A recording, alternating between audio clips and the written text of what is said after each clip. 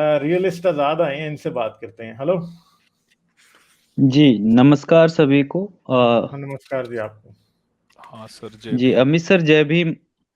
जी sir, जय जय भीम। भीम जी, जय भीम। गालिब सर, मैं 5 मिनट लूंगा। जैसे कि आज का ये टॉपिक है मेरे बाबा साहब।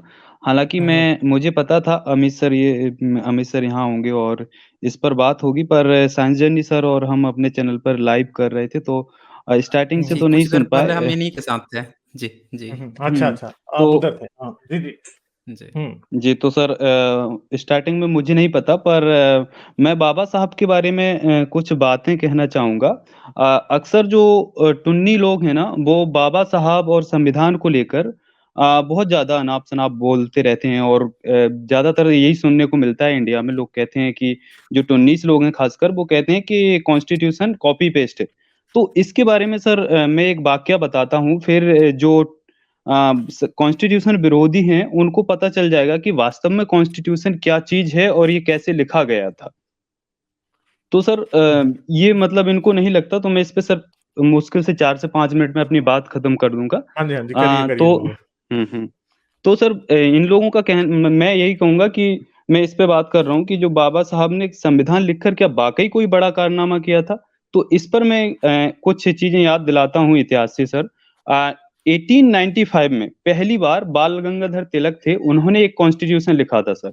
और फिर 1922 में गांधी जी ने एक संविधान के लिए माँग उठाई थी। मोतीलाल नेहरू, मोहम्मद अली जिन्ना और पटेल, इन लोगों ने मिलकर कई संविधान पेश किए, लेकिन ये आपस में ही सहमत नहीं होते थे। एक अगर संविधान का प्रारूप बनाता था, तो दूसरा फाड़ देता था। अगर दूसरा बनाता था, तो तीसरा फाड़ देता था।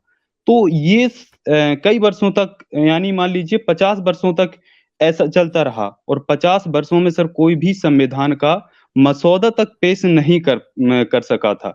इससे भी मज़े की बात सर मैं आपको बताता हूँ कि संविधान अ, इन लोगों ने ना तो अंग्रेज़ों को बनाने दिया और ना खुद बना सके।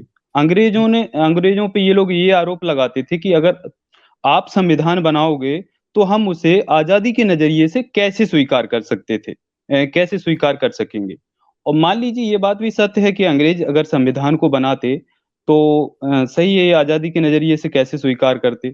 लेकिन इन लोगों को इतना भी मालूम नहीं था कि इतने बड़े देश का संविधान कैसा होगा, उसमें क्या-क्या चीज़ें होंगी, लोकतंत्र कैसा होगा, कार्यपालिका कैसी होगी, विधायिका, न्यायपालिका कैसी होगी, समाज में अधिकार, कर्तव्य, हक होंगे, ये आदि-आदि चीज़ें कैसी होंगी। तो क्योंकि अंग्रेज भारत छोड़ने का ऐलान कर चुके थे, लेकिन वो इस शर्त पर कि पहले तुम भारत के लोग अपना संविधान बना लें, जिससे तुम्हारे भविष्य के लिए जो सपने हैं, उन पर तुम लोग काम कर सको। इसके बावजूद भी कई बैठकों का दौर हुआ था, लेकिन कोई भी भारतीय संविधान की वास्तविक रूपरेखा तय नहीं कर पाया।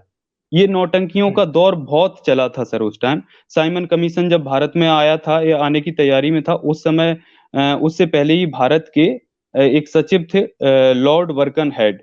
उन्होंने भारतीय नेताओं को चुनौती भरे स्वरों में सर उस टाइम ये कहा था कि भारत के सभी नेताओं और राजाओं से यही कहा था कि इतने बड़े देश में यदि कोई भी व्यक्ति संविधान का मसौदा पेश नहीं करता, तो यह दुर्भाग्य की बात है और ये आप लोगों पे लानत है। तो इस तरीके की जो कलंकिता पूर्ण बातें इन लोगों पे हो रही थी, और उन्होंने ये भी कहा था कि अगर तुम्हें ब्रिटिश सरकार की किसी भी प्रकार की सलाहकार अगर चाहिए ब्रिटिश सरकार से, तो वो मैं आपको मदद करने के लिए अवेलेबल करवा दूँगा। उनका कहना था कि संविधान तुम्हारी इच्छाओं और जनता की आशाओं के अनुरूप हो। फिर भी यदि तुम लोग अगर कोई संविधान का मसौदा पेश नहीं करते हैं, हम संविधान को बिना किसी बहस के स्वीकार लेंगे। अ, लेकिन कोई भी फिर भी मसौदा को पेश नहीं कर सका। तो मैं यहाँ पे सर ये कहना चाहूँगा कि जैसे कई लोग आज हँसी-मज़ाक उड़ाते हैं ना सर कॉन्स्टिट्यूशन को, तो और कई लोग, कई संगठन हैं आरएसएस जैसे, जो बात करते हैं संविधान बदलने की। तो वो दौर एक अलग था सर, और आज एक दौर अलग है कि उस दौर में सड़कों पर भी अंग्रेज़ों का हुक्म चलता था।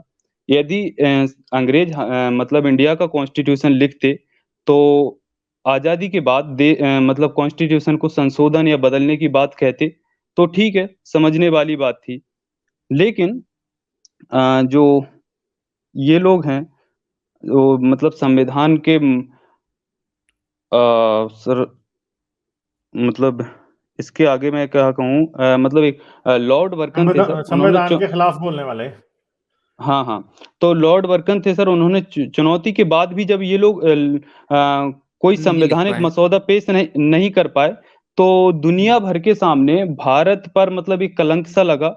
और इस सभा में केवल मतलब उस टाइम कांग्रेस ही बड़ी पार्टी थी, तो कांग्रेस ही अकेली शामिल नहीं थी, मुस्लिम लीग भी थी सर इसमें, हिंदू महासभा थी, जिसकी विचारधारा पर आज मान लीजिए कि जो बीजेपी इंडिया में जो गवर्नमेंट है, तो वो बीजेपी की विचारधारा वाली वो चीज़ें थी, और राजाओं का प्रतिनिधित्व भी उस टाइम चलता था।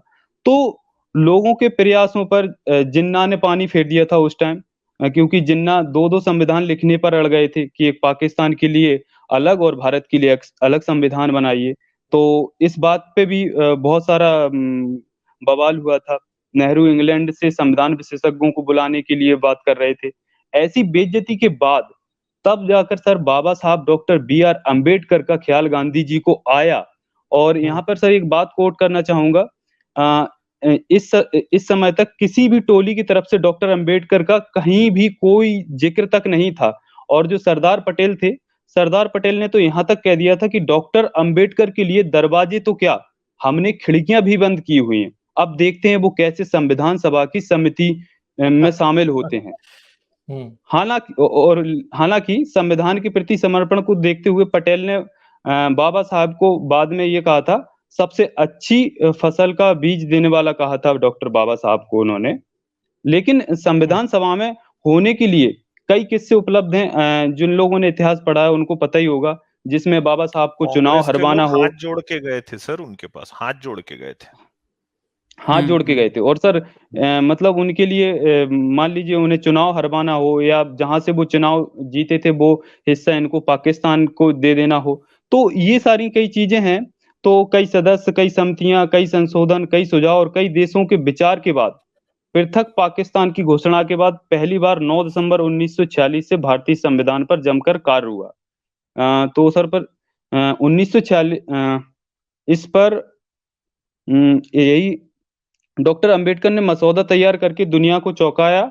और आज वो लोग जो संविधान बदलने की बात करते हैं, तो मैं उनसे यही कहूँगा कि उन लोगों पे लानत है, उनके पूर्वजों पे लानत है कि उन्होंने जग हँसाई करवाई थी और एक संविधान का मसौदा तक पेश नहीं कर पाए थे। उस कॉन्स्टिट्यूशन को डॉक्टर बी आर अम्बेडकर की बदौलत लिखा गया और उन्होंने लिखा। और इस पर भी इनका बाबा साहब का जो साथ है वो डॉक्टर बी एन राव ने भी दिया था। अ, उनका भी हम भारतीयों को आभारी होना चाहिए। और जो बाबा साहब थे, जिन्होंने अपनी पूरी मन और लगन से इस संविधान को लिखा, तब जाके 2 साल 11 महीने और 18 दिन में ये संविधान बाबा साहेब ने देशवासियों के सामने दे पाया था। और आज जो लोग हैं सर, जो टुन्नी लोग हैं, वो संविधान और बाबा साहब के ऊपर सवाल खड़े करते हैं और कहते हैं कॉन्स्टिट्यूशन कॉपी पेस्ट है। तो इन लोगों से मेरा यही कहना है कि कॉन्स्टिट्यूशन कॉपी पेस्ट है, तो आपके जो पूर्वज थे, वो पूर्वज आपके तो एक मसौदा तक पेश नहीं कर पाए थे। तो कहाँ गई आपकी इंटेलिजेंसी और कहाँ गई आपके इतने एडवांस पूर्वज हुआ करते थे, बड़ी-बड़ी शिगुफ़ा से ये लोग छोड़ते हैं। तो मैं सर आखिरी में कंक्लूड करते हुए यही कहना चाहूँगा कि बाबा साहब किसी एक जाति, समुदाय या किसी इंसान के लिए नहीं थे। उन्होंने पूरे भारतवासियों पर अपनी उन मेहरबानी की है और हम भारतवासियों का उनका आभार व्यक्त करना चाहिए।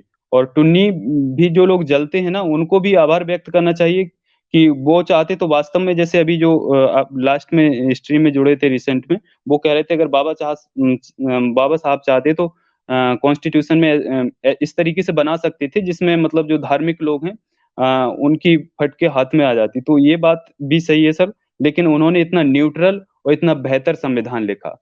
इसी के साथ सर मैं इसको समाप्त करूँगा और आखिरी में कहूँगा जय भीम बहुत सभी को। शुक्रिया, आपने बहुत ज़बरदस्त तरीके से जी, आपने एक बड़ी अच्छे तरीके से सारी बात को एक्सप्लेन किया। मुझे तो ये बातों का नहीं पता था। तो बहुत शुक्रिया आपका, जय भीम आपके लिए भी और चलें फिर हम चलते हैं, ज़रूर आइएगा जी, फिर जी, आप। जी। ठीक है जी, थैंक जी, यू, जी, थैंक जी, यू। ओके, जी, thank you sir. Thank you, okay. Like, share और सब्सक्राइब करना मत भूलें। इसके साथ-साथ आप मेरे चैनल को पेट्रियन पर सपोर्ट कर सकते हैं। पेट्रियन का लिंक वीडियो की डिस्क्रिप्शन में है।